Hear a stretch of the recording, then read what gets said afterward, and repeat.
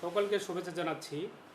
আজকে আমি একটা নতুন বিষয় নিয়ে মুক্ত আলোচনায় হাজির হয়েছি। যে বিষয়গুলো, এই বিষয়টা নিয়ে অনেকবার আমি লিখতে বসেছি, লিখছি, কিন্তু সেটা কোথাও প্রকাশ করা হয়নি। তো যাই হোক, আজকে আমি সেই বিষয়টাই আমি এখানে মুক্তভাবে কিছু একটা বিষয় নিয়ে আমি আপনাদের সামনে হাজির হয়েছি। সর্বপ্রথম আমি এই করোনায় যারা সমস্যাগ্রস্ত বা অসহায়ভাবে জীবনযাপন করছেন সকলের প্রতি আমি সমবেদনা জানাচ্ছি।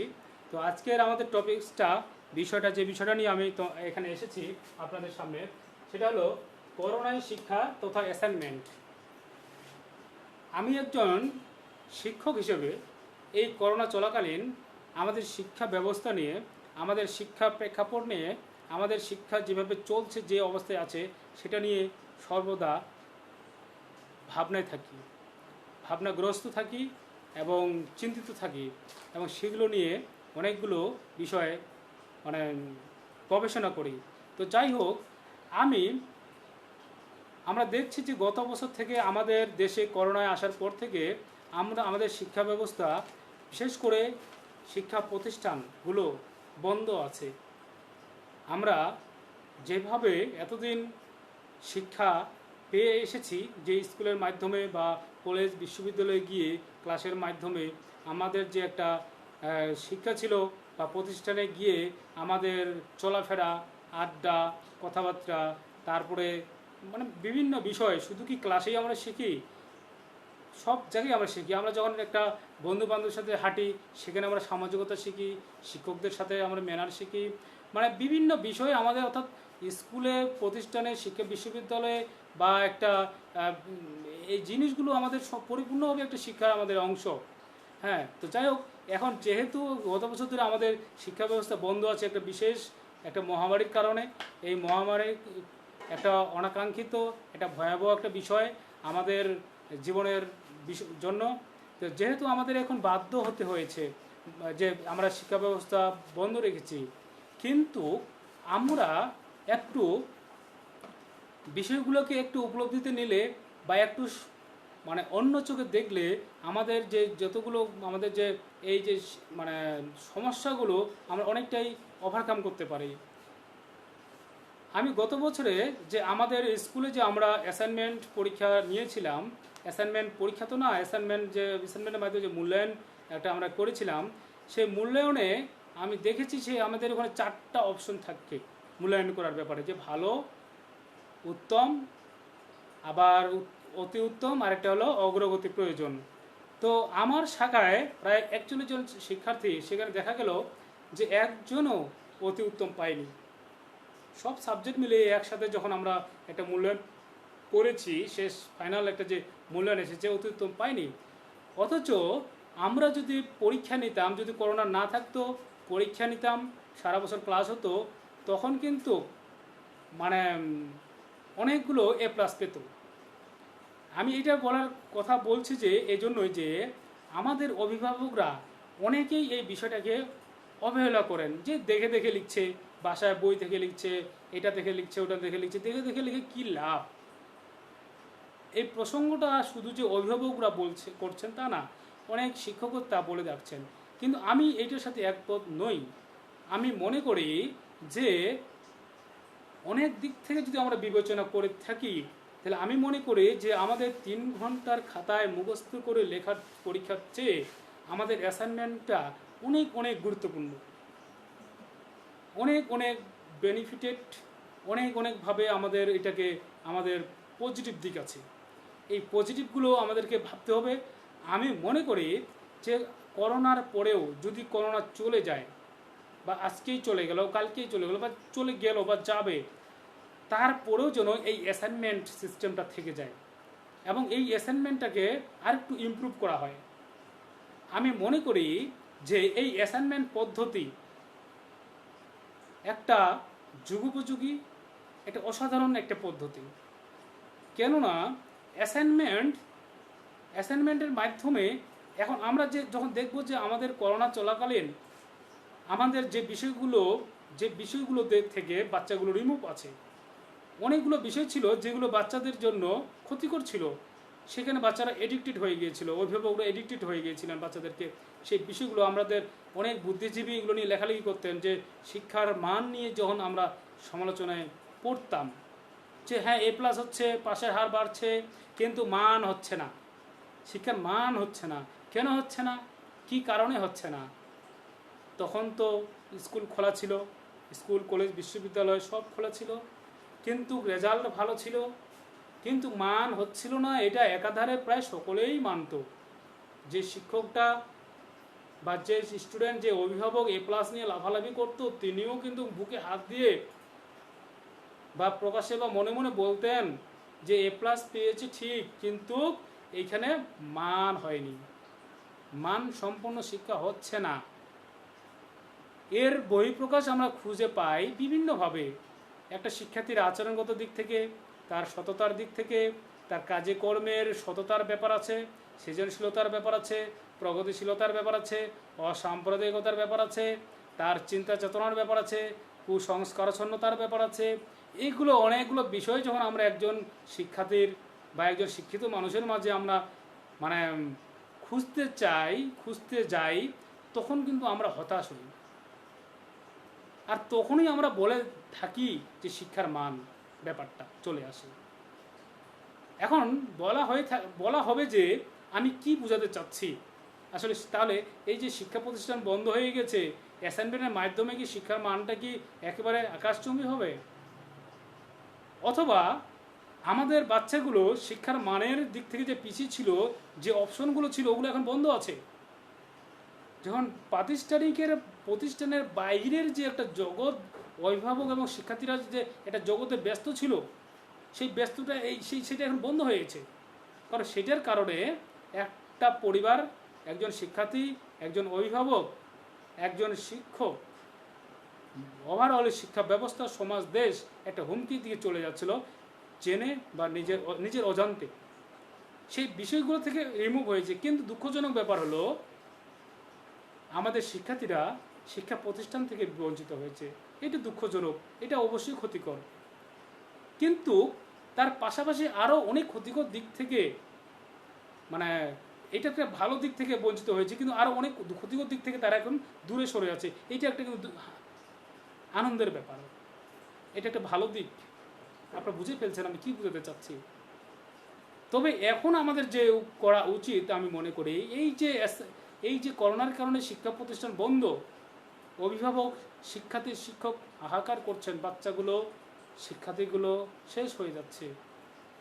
আমাদের এই 2021 সালে ডিজিটাল বাংলাদেশ গড়ার যে লক্ষ্য, আমাদের ডিজিটাল বাংলাদেশ যে আমরা বলি, সেটা আমরা পরিপূর্ণভাবে ব্যবহার করতে পারি এই আমাদের করোনাকালীনে। আমরা বিভিন্নভাবে পদক্ষেপ নিতে পারি যে আমাদের বাচ্চারা, অর্থাৎ শিক্ষার্থীরা যারা গরিব অভিভাবক আছেন, তাদেরকে আমরা সহযোগিতা করতে পারি একটা ইলেকট্রনিক্স ডিভাইস, একটা স্মার্টফোন তাকে কিনে দিতে। আর আমরা আরও সিস্টেম করতে পারি তারা যেন ডিজিটালভাবে, অনলাইন ভিত্তিকভাবে ক্লাসগুলো করতে পারে। এবং আমরা আরেকটা করতে পারি যে এই শিক্ষার্থীদেরকে তারা যারা অনলাইনটা সহজভাবে ব্যবহার করতে পারে, তাদেরকে আমরা সামান্য মূল্যে অথবা ফ্রি করে দিতে পারি। তাদেরকে একটা আমরা সিম দিতে পারি, সেই সিমটাকে আমরা অনলাইনটাকে ফ্রি করে দিতে পারি। তারা অনলাইন ফ্রি ব্যবহার করবে, তারা অনলাইনে ক্লাস করবে। এটা আমরা করতে পারি। আর যেটা আমরা করতে পারি, যেহেতু এই করোনার কারণে দুঃখজনকভাবে তারা এই প্রতিষ্ঠানে যেতে পারছে না, কিন্তু অন্যান্য ক্ষতিকর জায়গাগুলোতে যারা যেত, যেটা আমাদেরকে ধ্বংসের দিকে নিয়ে যাচ্ছিল, সেইগুলো যে অফ হয়ে গেছে, সেই সময়টা যারা যে পেয়েছে, সেই সময়টা আমরা কাজে লাগাতে পারি। এই সময়টা যদি আমরা সঠিকভাবে কাজে লাগাতে পারি, তাহলে আজকের এই যে করোনা সংকটকালে একটা আমরা শক্তিশালী, মেধাবী, সৃজনশীল, প্রগতিশীল, দেশপ্রেমিক, জ্ঞানী, মেধাবী, সত্যিকারের মেধাবী আমরা একটা জাতি পাব, এবং ওই দিকে তারা ধাবিত হবে। কি সেই বিষয়টি, আমি সেই বিষয়টি এখন বলতে চাচ্ছি। সেই বিষয়টি হলো, আমরা তাদেরকে এই সময়টাতে মুক্ত বই ধরিয়ে দিতে পারি। পুঁথিগত বিদ্যা চলবে অনলাইনে, পাশাপাশি মুক্ত বই, মুক্ত সংস্কৃতি আমরা তাদের মাধ্যমে করতে পারি। তারা এই অনলাইনে ডিবেট করলো, তারা অনলাইনে একটা স্পিচ দিল, তারা অনলাইনে তাদের ক্রিয়েটিভিটি প্রকাশ করলো, তারা অনলাইনে একটা বই পড়লো, তারা অনলাইনে সেই বইয়ের একটা রিভিউ দিল, তারা আমাদের অনেক জ্ঞানী মনীষী আছে তাদের জীবনী পড়লো, তাদের সাহিত্য, উপন্যাস, গল্প, প্রবন্ধ ইত্যাদি পড়লো, ভালো ভালো মুভি দেখলো।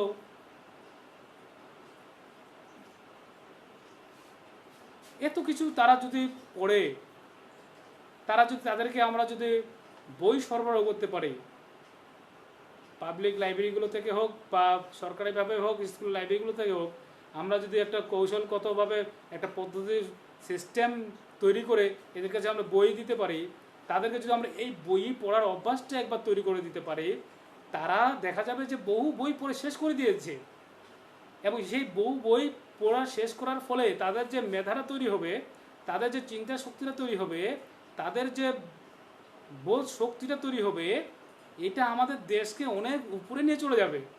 শুধু দেশকে না, দেশ, সমাজ, নিজেকে।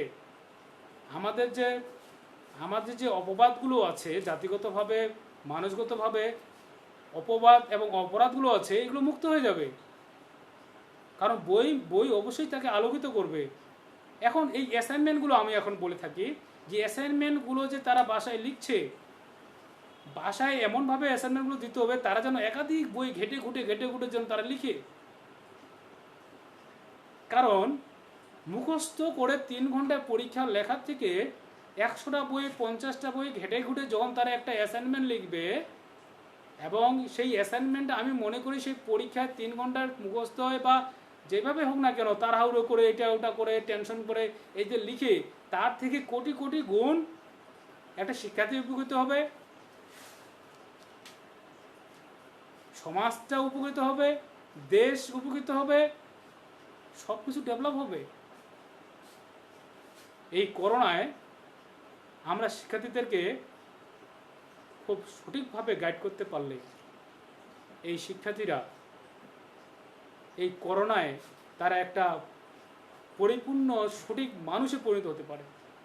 আমরা এখন কি দেখি, আমাদের যখন স্কুল খোলা ছিল তারা কি করতো শিক্ষার্থীরা, বিশ্ববিদ্যালয়ে পড়ুয়া শিক্ষার্থীরা কি করতো, কলেজের স্টুডেন্টগুলো কি করতো, বিশ্ববিদ্যালয়ের শিক্ষার্থীরা গবেষণা করবে, বই পড়বে, সেখানে তারা কিছু 2-1টা নোট গাইড ধরে কলেজের মাঠে এই গ্রুপিং হয়ে এগুলো তারা কি করতো, মুখস্থ করতো মন্ত্রের মতো। এগুলো মুখস্থ করে করতো। আর একটা চাকরির পরীক্ষায় 1 ঘন্টার একটা পরীক্ষায় তারা এগুলো উগলে দিত। উগলে দেওয়ার পর তারা বড় বড় চাকরিগুলো গ্রহণ করত বা গ্রহণ করে বা করবে, তখন আমরা তাদেরকে বলছি মেধাবী। অথচ তারা সামাজিক কাজগুলো থেকে বিমুখ, তারা প্রগতিশীল চিন্তা থেকে বিমুখ, তারা মুক্ত বই থেকে বিমুখ, তারা কালচার থেকে বিমুখ, তারা সংস্কৃতি থেকে বিমুখ, তারা রাজনীতি থেকে বিমুখ, তারা সমাজ চেতনা থেকে বিমুখ, তারা আত্মীয় স্বজন পরিজন থেকে বিমুখ, তারা বন্ধুত্ব থেকে বিমুখ। এইরকম একটা রোবটমূলক মানুষ একটা পরিবেশ তৈরি করে দিচ্ছি যে যত রোবট হবে সে তত সফল হবে। সব কিছু ছেড়ে দিয়ে শুধু তার কয়েকটা গাইড বইগুলো আপনারা জানেন, এগুলো মুখস্থ করবে, একটা জব নেবে। জব নেওয়ার পর তার সকল দুনিয়ার বই বাদ দিয়া শুধু জবটাকে নিয়মের তাগিদে নিয়ম রক্ষা করে জবটাকে পার করবে আর মাসিক একটা স্যালারি পাবে। আমি বলছি না সবাই এরকম, কিন্তু বেশিরভাগ এরকম। 2-1জন তার ব্যতিক্রম আছেন, 2-1জন তারা সঠিক অর্থেই তারা ওই জায়গাগুলোতে যান, কিন্তু 2-1জন দিয়ে তো একটা দেশ চলতে পারে না, 2-1জন দিয়ে তো একটা সিস্টেম দাঁড় হতে পারে না। তারা তো কোণঠাসা হয়ে থাকবে। আমাদেরকে ভাবতে হবে, আমাদেরকে চিন্তা করতে হবে, আমাদেরকে কি করতে হবে কিভাবে করতে হবে, কিভাবে এগোতে হবে, এই জিনিসগুলো আমাদের খুব ভাবা উচিত। শুধু তথাকথিত নিয়মের সিস্টেম মেনটেন করে আমরা যদি মনে করি যে আমরা আগাচ্ছি, নেভার। কেননা এইভাবে আগালে দিন দিন বিশৃঙ্খলা বাড়বে, অশান্তি বাড়বে, অন্যায় অপরাধ বাড়বে, মানুষে কাটাকাটি বাড়বে, আরও অনেক অপকর্মগুলো বাড়বে, কোনো সমাধান আসবে না। আর আমরা টাকা, অর্থ আমাদের বাড়তে পারে, সেই অর্থ আমাদের অশান্তির মূল কারণ হয়ে দাঁড়াবে। অবশ্যই আমাদের জীবনে অর্থের গুরুত্ব অপরিসীম, কিন্তু আমরা যদি একটা সঠিক সুশৃঙ্খল সভ্য জাতিতে পরিণত না হতে পারি, সেই অর্থ আমাদের অনর্থের মূল হয়ে দাঁড়াবে এবং আমাদের ধ্বংসের কারণ হয়ে দাঁড়াবে। আজ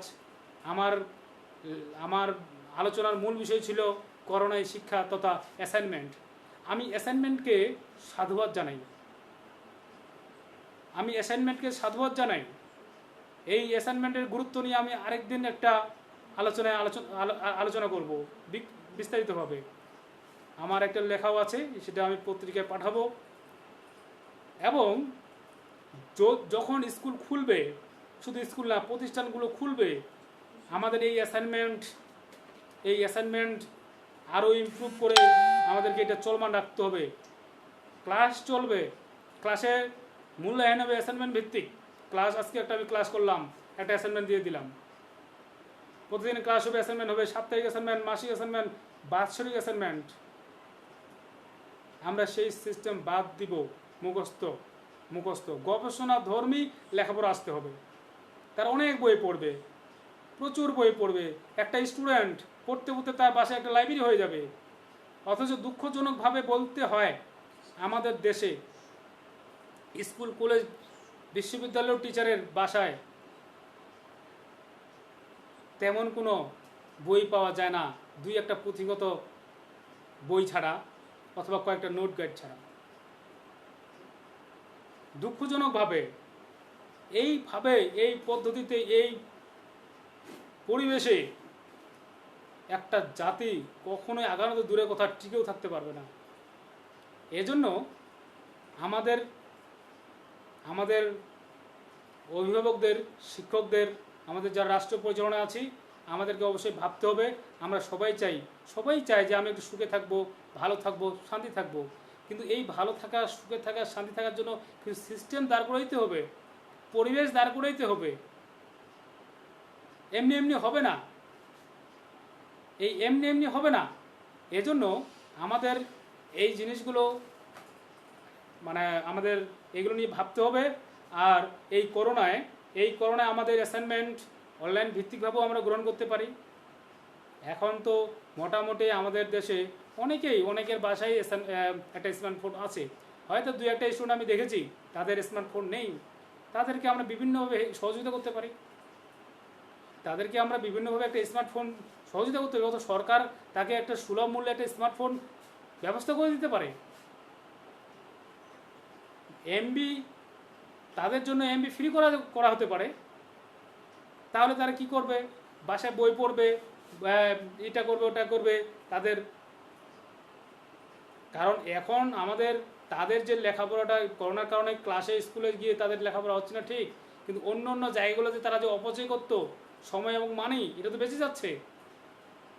এই সময় এবং মানিটা বেঁচে যায়, এটা তো অভিভাবক তো এইটাকে কাজে লাগিয়ে তাকে একটা স্মার্টফোন সহজেই কিনে দিতে পারে, দুই একজন ছাড়া। তারপরেও আমি সরকারকে বলবো যে যেন এরকম একটা বিষয় ভাবে যে সবার হাতে হাতে যেন স্মার্টফোন থাকে। তারা যেন অনলাইনের নেট যে ফিটা আছে, মেগাবাইটের যে অনলাইন ফিটা, সেটা যেন সুলভ বা ফ্রি করে দেওয়া হয়। আর একটা সিস্টেম করা হয় যেন প্রত্যেকটা শিক্ষার্থী সপ্তাহে বা মাসে বা 15 দিনে একটা দুটা করে বই পড়তে হবে। সিলেক্ট করে দিবে যে নজরুলের অমুক বইগুলো পড়তে হবে, রবীন্দ্রনাথের ওই বইগুলো পড়তে হবে, আরও আমাদের আহমদ সোফা, আখতারুজ্জামান ইলিয়াস, আরও বড় বড় আমাদের হাসান আজিজুল হক, আরও যত আমাদের বাংলাদেশের রাইটার আছেন, বর্তমান চলমান অনেক প্রতিভাবান রাইটার আছেন। আমার ভাবতে কষ্ট হয় আমাদের শিক্ষার হার অনেক দূর এগিয়ে গেছে, কিন্তু আপনি দেখবেন বর্তমানে যত রাইটার আছে অথবা বর্তমান যারা বাংলা একাডেমির পুরস্কার পাচ্ছে, 21শে পুরস্কার পাচ্ছে এবং জাতীয়ভাবে লেখালেখি করছে, অনেক ভালো ভালো লিখছেন, তারা তাদের খবর কিছুই জানেন না। তাহলে একটা শিক্ষিত মানুষ, একটা শিক্ষার্থী তার সমসাময়িক বা তার আগের বা পরের লেখকদের লেখা অবগত নন, তার নাম অবগত নন, তাহলে কি শিক্ষিত জাতি আমরা গড়েছি? শুধু শিক্ষার্থীদের না, অধিকাংশ শিক্ষক জানেন না। শুধু পুঁথিগত বিদ্যার মধ্যে থাকলে তো হবে না। এই যে বিষয়গুলো, এই বিষয়গুলো এখন দেখা যায় অনেক ম্যাগাজিন আছে, কিছু জাতীয় পত্রিকার কিছু দু একটা ম্যাগাজিন আছে সুন্দর, আবার এমনিভাবেও ম্যাগাজিন বের হয়, সরকারিভাবে ম্যাগাজিন বের হয়, কেউ লিটল ম্যাগ বের করে, অনেক কিছু ছোট কাগজ বের করে। আমরা যদি সুশিক্ষার দিকে বা সুশিক্ষার সাথে হাঁটতাম, তাহলে এগুলো খুঁজে নিত অভিভাবক, শিক্ষার্থী, শিক্ষক, কারণ সে এগুলোকে খুব প্রয়োজনীয় মনে করত। সেগুলো তার প্রতি তার খুব একটা মানে অধিক আগ্রহী থাকতো, সেটা তার একটা মানে বাড়ির আসবাবপত্রের চেয়ে বাড়ির তার বিলাসিতার থেকে এইটাকে বেশি সর্বোচ্চ প্রয়োজনীয় মনে করত। কিন্তু দুঃখজনকভাবে এই দৃশ্যগুলো যদি যখন আমি ভাবি বা একটা সচেতন মানুষজন ভাববে, তার মানসিকভাবে তার সুস্থ থাকার কথা নয়। কিভাবে চলছি আমরা, কিভাবে আগাচ্ছি না পিছাচ্ছি, সেটা পড়ার ব্যাপার। কি হচ্ছেটা কি, এই বিষয়গুলো আমাদের ভাবার দরকার। আমাদের এই বিষয়গুলো ভাবতে হবে। আমি আর কথা বাড়াচ্ছি না। তো এই করোনায় সকলের প্রতি আহ্বান জানাচ্ছি, সাবধানে থাকবেন, সতর্ক থাকবেন এবং মাস্ক পরবেন, হ্যান্ড স্যানিটাইজার ব্যবহার করবেন, আর সময় পেলে বই পড়বেন, বই পড়ার অভ্যাস করবেন। বই পড়লে ভালো মন্দটা বুঝতে পারবেন এবং ভালো আনন্দ পাবেন এবং জীবনটাকে ফলপ্রসূ মনে হবে, সুন্দর মনে হবে। বইয়ের থেকে অন্য কিছু কেউ কাউকে সুখ দিতে পারে না, পথ দেখাতে পারে না, শান্তি দিতে পারে না এবং ভালো রাখতে পারে না। সকলকে ধন্যবাদ।